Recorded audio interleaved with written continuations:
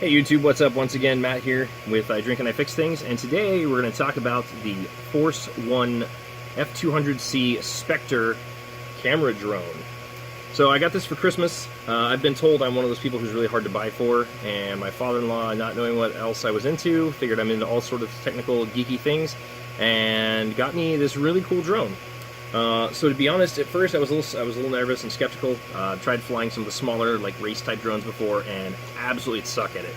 I just don't have the coordination it takes, I guess. However, this guy makes it super easy.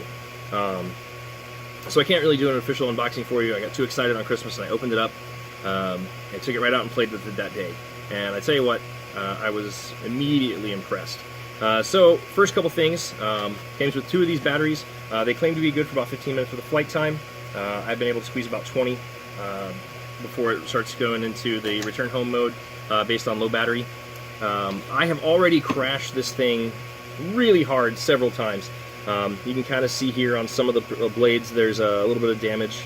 Not too bad, but I mean this thing took a full speed impact right into the side of a cedar tree.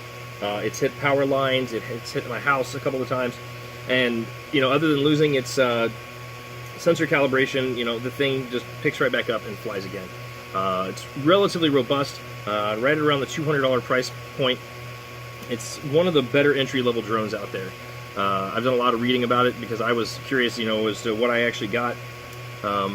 So like I said, it's my first one, and for a beginner, you know, I was able to get out on the first day and fly it all around the neighborhood, took all kinds of cool pictures, and the camera's pretty good. I will say that the stabilization is a little bit rough, and you need to be, the device needs to be stationary if you're going to shoot a good still photo.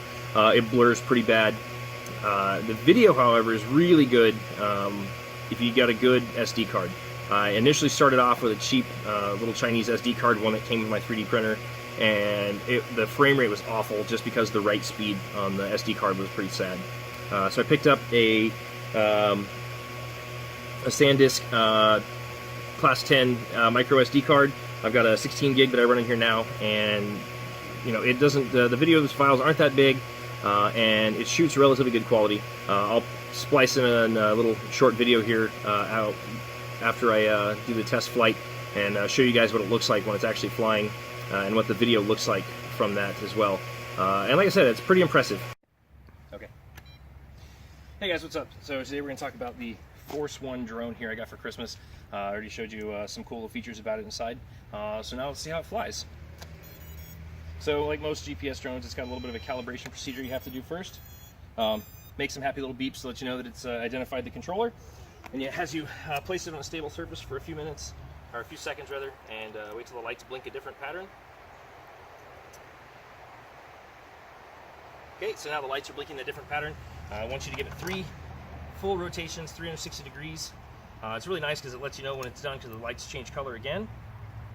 Right, then we're going to hold it up with the camera end pointing down and give it another few 360 spins until we get the red lights. There we go. Right, so there it's all set up, ready to go. As you can see here on the controller, right now I don't have any GPS signal. I have no satellites right now, so it's not going to be able to record its home position.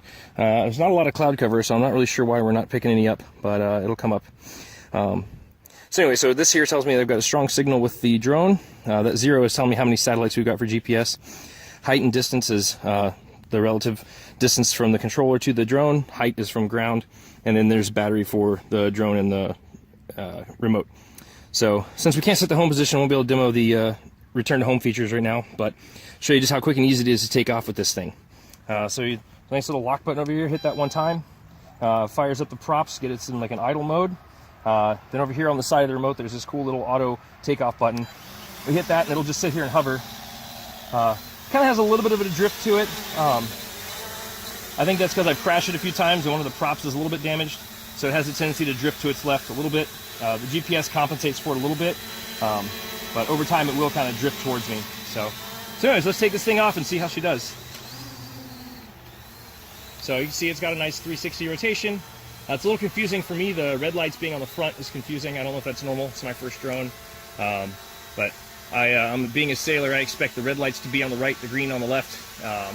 So it took me a little bit getting used to when I'm flying it at night. But It's pretty responsive. It's got a pretty good altitude. Speed's not bad. It's not a race drone by any means.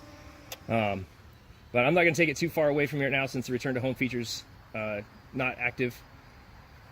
So right now it's reporting it's at a height of 70 meters and climbing. Okay, now we're about 100 meters.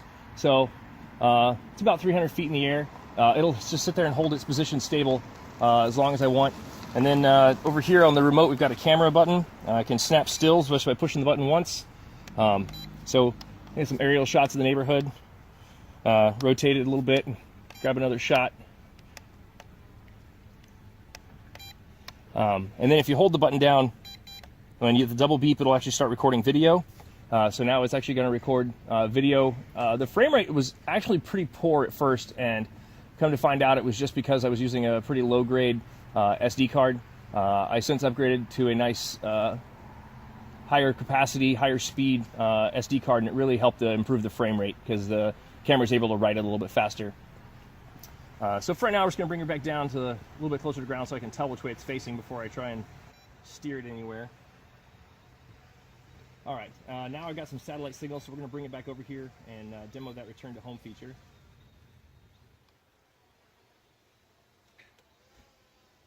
All right, so just like it has the auto takeoff, it also has auto landing. So hit the same button one more time, and it'll just slowly drift itself back to Earth. You still have control a little bit. You can still kind of guide it around and give it a nice, safe, clean landing.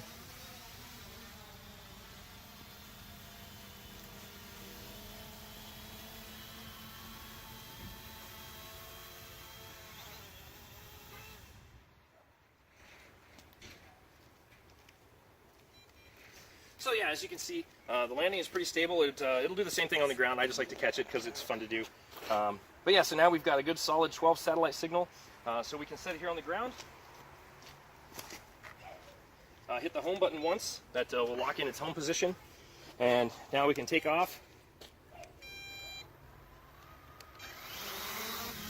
So I'm not going to go too far so you guys can kind of see what's going on here. We'll get her pointed away. Take it out over that way just a little bit. And then if I hit the home button again here in just a second,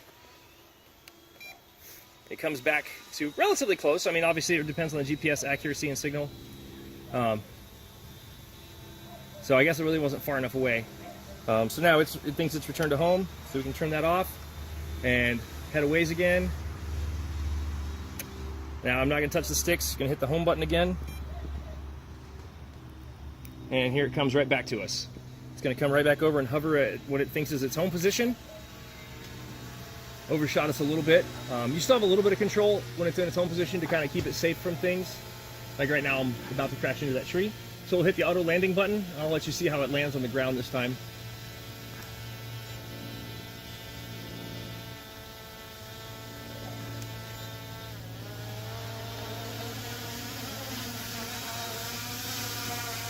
I've tried this auto landing feature from about 300 meters up. It took a while for it to come down, but it did the same thing. It does this nice slow approach, and it recognizes its altitude, and as it gets close to the ground, it gives itself a nice little soft, safe bump, and then lands, and once it realizes it's stable, shuts it down, and flies just fine. So for a budget drone, I can't complain. Like I said, I got this thing for Christmas. It was never something I'd even thought about trying, because I tried smaller race drones before, and I just don't have the coordination to fly them. This guy makes it really easy for even a beginner to get some aerial photos. There's no pan or tilt on the camera, and you can't see what you're snapping, so you're kind of flying blind while you're up there. But like I said, I've gotten some good pictures. It'd be nice to have a gimbal and maybe some video feedback, but in a much higher end model, you could expect that. At this price point, I think this is a fantastic little device. It comes with 2 of these batteries. They claim about 15 minutes of fly time. I've been able to easily stretch about 20 minutes. If you're not going really fast. And the transmitter here gives you a battery feedback, and it knows when the battery gets low. Also has a really nice return to home feature, so if the battery gets down to critically low, it'll return home. Doesn't really allow you to do any guidance at that point, so it's kind of scary if you're in a wooded area, but it will return back to its GPS home and land safely if your battery goes out. So that wraps it up. If you're looking for an entry-level drone to take some pictures in the sky, I think this is a fantastic option. There will be a link to where you can find it on Amazon down below. And always like and subscribe. Thanks.